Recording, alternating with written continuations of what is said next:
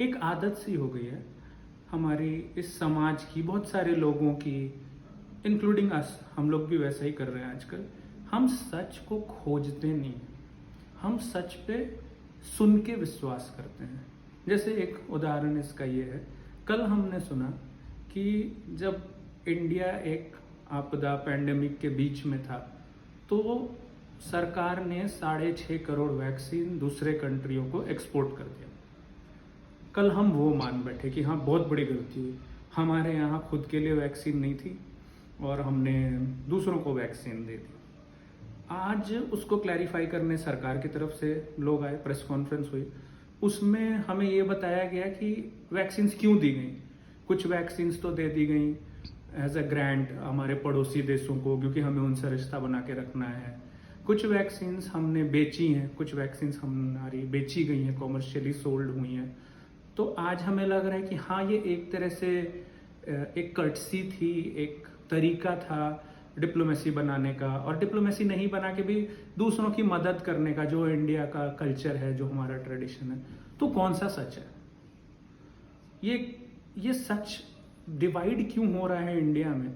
इसके पीछे एक बड़ा रीजन है कि लोग सच को खोज नहीं रहे, लोग सच को मान रहे हैं। तो अगर आप सच को खोजने निकलो, वैक्सीन का एग्जाम्पल मैं देता हूँ, तो 6.5 करोड़ वैक्सीन में से 1 करोड़ हमने एज ए ग्रांट अपने अगल बगल के देशों को दी है। कब दी है?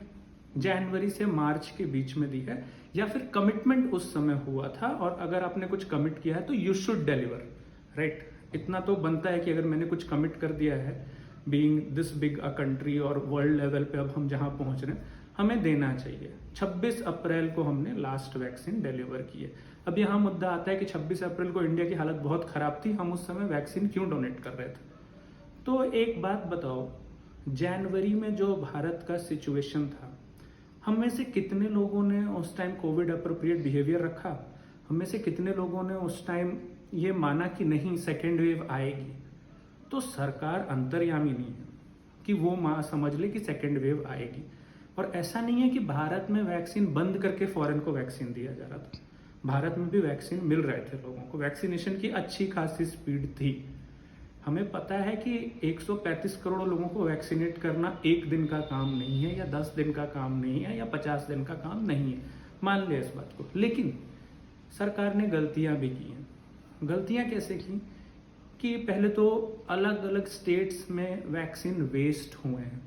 अगर आप देखो तो कुछ बड़े स्टेट हैं जिन्होंने वैक्सीन वेस्ट किया है। हरियाणा ने वैक्सीन वेस्ट किया है, राजस्थान ने वैक्सीन वेस्ट किया है, और कुछ राज्यों ने वैक्सीन बचाई हैं, ओवरडोज किया है लोगों को, जैसे ओडिशा ने किया है, केरला ने किया है। तो इसके पीछे की साइंस समझने की जरूरत है। इसके पीछे की साइंस ये है कि जो 1 सीसी वैक्सीन की आती है उसमें 10 डोज देने होते हैं, ठीक है, 10 डोज देने होते हैं। तो यहाँ पर क्या हुआ है कि कुछ राज्यों में लोग इकट्ठा नहीं हुए वैक्सीन लेने, इसके ऊपर मैं बाद में आऊँगा कि क्यों इकट्ठा नहीं हुए। तो वैक्सीन की सीसी तो खुल गई, द बॉटल, डिब्बा, सीसी खुल गई।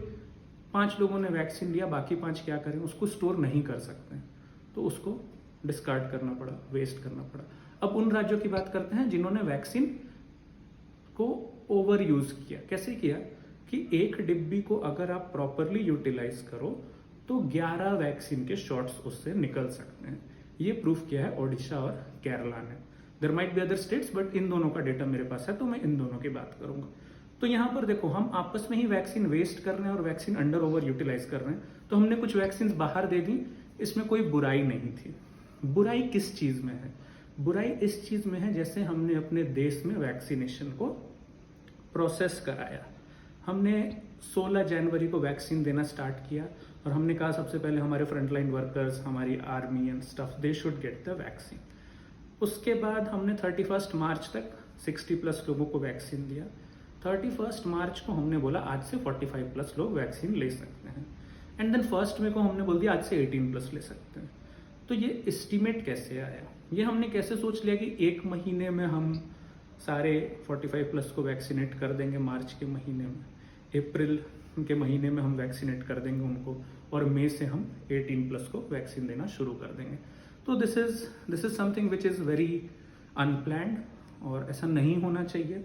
बट ये क्यों हो रहा है? हमें हमेशा सच जानने के लिए दूसरों के ऊपर क्यों डिपेंड करना पड़ता है? ये बड़ा मुद्दा है। क्योंकि अगर ये होता रहा तो हम तो या तो इनकी मानेंगे या तो उनकी मानेंगे, अपनी मानना छोड़ देंगे, तो हमारी स्पून फीडिंग चलती रहेगी। ये अप्रोच बदलना बहुत ज़रूरी है। अब ये अप्रोच बदलना क्यों ज़रूरी है? क्योंकि हम जिस तरह से हमने अपने लाइफ को प्रोग्रेस किया है, we have always considered opinions more important than our own voice, our own decisions. Examples लेते हैं। क्लास 10th में आदमी इतना मैच्योर होता है कि उसे पता हो वो मैथ्स में अच्छा है, बायोलॉजी में अच्छा है, सोशल स्टडीज़ में अच्छा है, या कंप्यूटर साइंस में अच्छा है, या XYZ में अच्छा है। बट हम क्या चुनते हैं? या तो मैथ्स या तो बायोलॉजी। क्यों?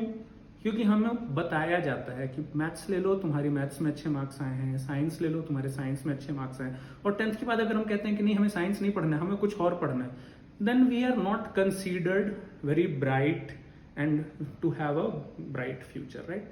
तो यहाँ से स्पून फीडिंग हमारी शुरू होती है।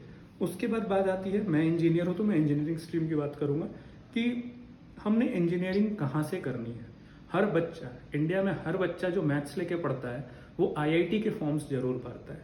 क्या हमें खुद को पता नहीं है कि हम उस रेस में हैं कि नहीं है? क्यों भरना है IIT का फॉर्म? क्यों बनना है इंजीनियर? अगर मैंने मैथ्स लिया तो मेरा इंटरेस्ट नहीं है तो मैं नहीं बनूंगा, राइट? बट हमें IIT के फॉर्म्स भरने पड़ते हैं। अभी जो नए एग्जाम्स हैं, पता नहीं कैसे, नीट है, कुछ है, उसके फॉर्म्स डालने पड़ते हैं। चलो फॉर्म डाल दिया, एग्जाम हो गया, रिजल्ट्स आ गई। उसके बाद कॉलेज सिलेक्शन। गिने चुने लोग होंगे जो एक्चुअल में इंजीनियर बनना चाहते थे, जो एक्चुअल में इंजीनियरिंग के लिए कैपेबल थे, उन्हें पता होता है उन्हें कहाँ पढ़ना है। जो नहीं थे उसके बाद उनकी एडवाइसेस शुरू होती हैं, मैं कहाँ से इंजीनियरिंग करूँ। कुछ लोग तो इस हद तक चले जाते हैं कि वो काउंसलर्स को पैसे देते हैं जो उन्हें बताएंगे कि आप कहाँ से इंजीनियरिंग करो। तो अगेन स्पून फेड। ये लड़ाई यहाँ खत्म नहीं होती है। उसके बाद लड़ाई आती है कौन सी ब्रांच से इंजीनियरिंग करूँ। Again spoon fed. कोई बोलता है इलेक्ट्रिकल ले लो, कोई बोलता है मैकेनिकल ले लो, कोई बोलता है कंप्यूटर साइंस ले लो। हमें पता ही नहीं हमें क्या करना है। कॉलेज में जाके फिर से एक युद्ध छिड़ता है, MBA कर लूँ, पब्लिक सेक्टर में जाऊँ, सॉफ्टवेयर इंजीनियर बन जाऊँ। अब सीनियर्स के ओपिनियन आते हैं, कहाँ ही MBA कर पाएगा, कहाँ ही गेट कर पाएगा, कहाँ ही IT निकाल पाएगा। फिर उस हिसाब से हम उसमें ढल जाते हैं। तो इन सब चीज़ों से ही ना हम आज के डेट में यहाँ पहुँच गए हैं कि दो लोग आके हमें बताते हैं कि वैक्सीन बेचना गलत था या वैक्सीन बेचना सही था। अगर आप सोशल मीडिया पे जाओ तो एक राइट विंग है जो लोग प्रो गवर्नमेंट है, एक लेफ्ट विंग है जो लोग अगेंस्ट गवर्नमेंट। अब ऐसा कैसे हो सकता है कि एक सरकार हर काम गलत कर रही है, या ऐसा कैसे हो सकता है कि एक सरकार हर काम सही कर रही है?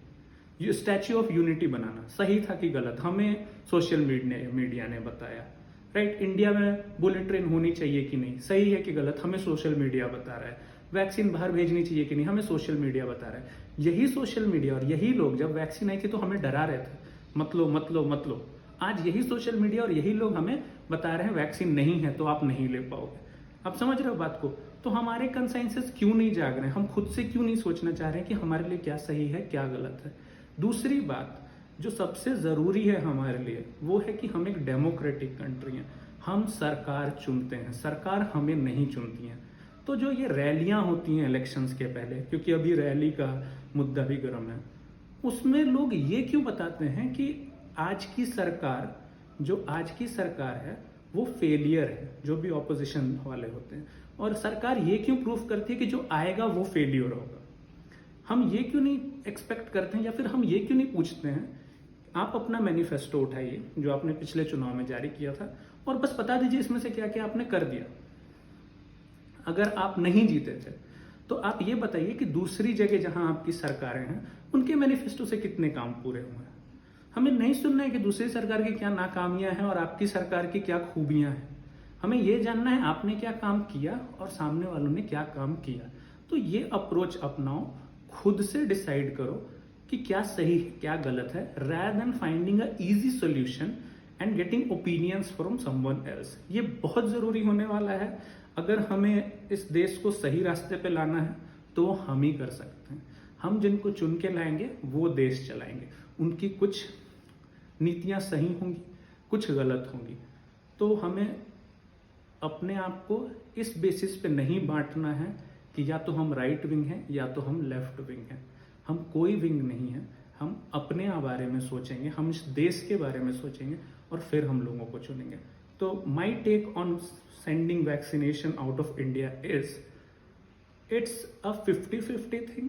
बेचना वैक्सीन कुछ हद में ठीक था, क्योंकि उस समय हमें पता नहीं था कि हमारी सेकेंड वेव आने वाली है। बट हमें हमेशा ये भी सोचना चाहिए कि हम कितना बाहर भेजें और कितना घर में रखें। तो 26 अप्रैल को भेजना out of commitment was wrong. The commitment could have been delayed. Other countries are also delaying their commitments towards us. दूसरे देश भी हमें, जैसे यूके ने कहा, हम आपको सब कुछ सपोर्ट कर सकते हैं बट वैक्सीन नहीं सपोर्ट कर सकते हैं क्योंकि हमारे पास अभी नहीं है वैक्सीन, राइट? तो हम ऐसा कह सकते थे।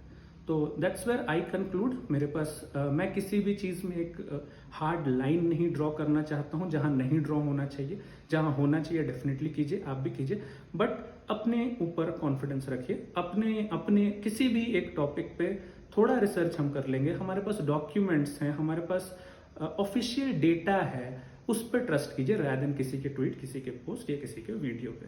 Thank you. जय हिंद।